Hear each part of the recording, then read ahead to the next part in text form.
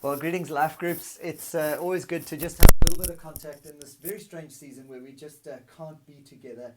And we are in loads of conversations, by the way, with the school and working patiently and graciously with them who are in a really tricky scenario.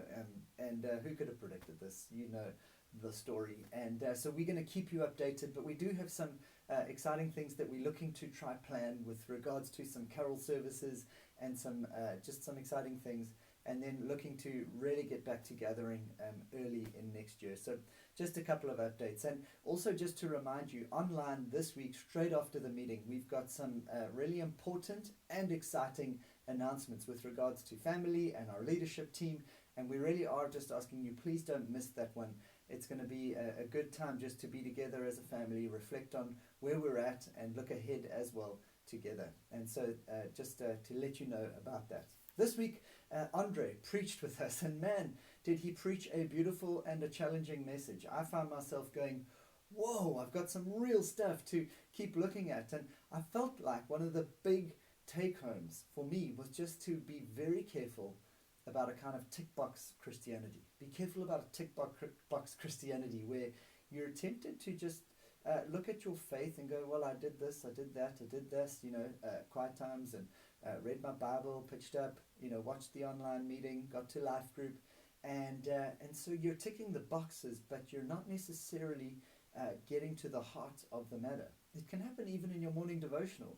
You know you got to do it. You're in the habit, so you do it and you spend your time, but it's kind of more a superstition than it is a real heart transforming moment. You're simply getting it done because you know it's the right thing to do, but actually, did we let God move the heart? If you've forgotten, let me remind you of Andre's points as he took Jesus' story of he's looking at the Pharisees, and he looks at the Pharisees and he says, you guys are basically taking God's word, you're taking God's teachings, and you're finding all kinds of loopholes to serve yourself rather than let God change your heart.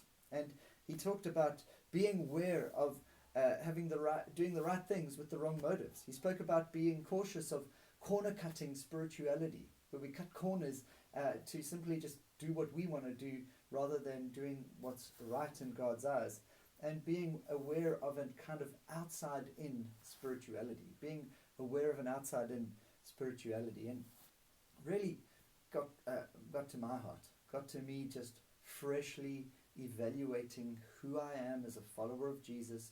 Where is my heart at? Where's your heart at? What does it look like to follow Jesus from the heart? To have an inside-out spirituality, whereby we're not looking at trying to just get the right, get kind of the activities right, but to get the heart starting to change again. Get the heart starting to change.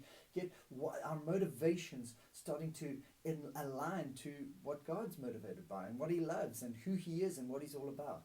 I wonder if you would be willing to take a step back and just assess your own spirituality and look at whether you're just going through the motions, ticking boxes, or are living out a vital, living, joyful relationship with Jesus where He's changing your heart. One of the things that I've noticed in our generation is that we tend towards a kind of victimhood these days. We tend towards a kind of victimhood. And instead of looking at this list of things and going, wow, I need to get this right, we look at the list of things that we've already know we're getting wrong, and we go, I can't get anything right. And it almost is esteemed as a kind of virtue these days. The victim, the person who life is really tough. Now, don't hear what I'm not saying. I feel compassion towards everybody's life scenarios who's struggling, who's going through difficult times. We've all had a really difficult year. Here's the thing. Jesus doesn't call us to play the victim. He calls us to vulnerability. You see, vulnerability is very different to victimhood. Vulnerability says, here I am and I have got all kinds of stuff that needs changing.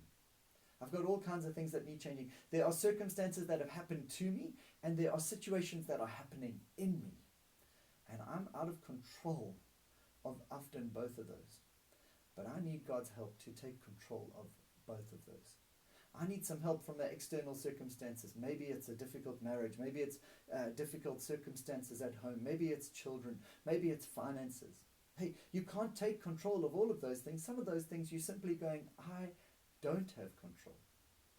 but to let God in, to let him to start changing the heart of the matter inside of us, is to start to say, you know what, Lord, I have these things, and I'm going to bring them before you, and I'm going to ask you to come and help me in them.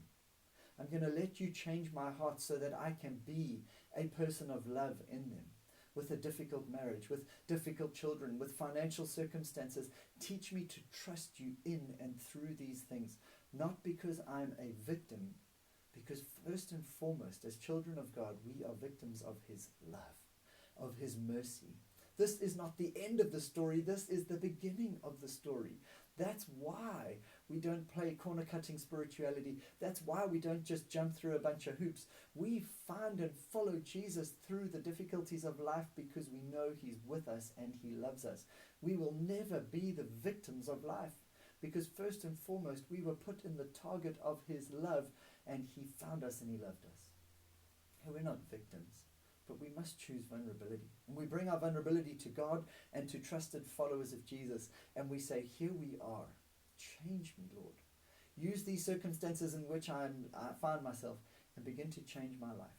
Begin to shape me into the kind of person that you would have me become.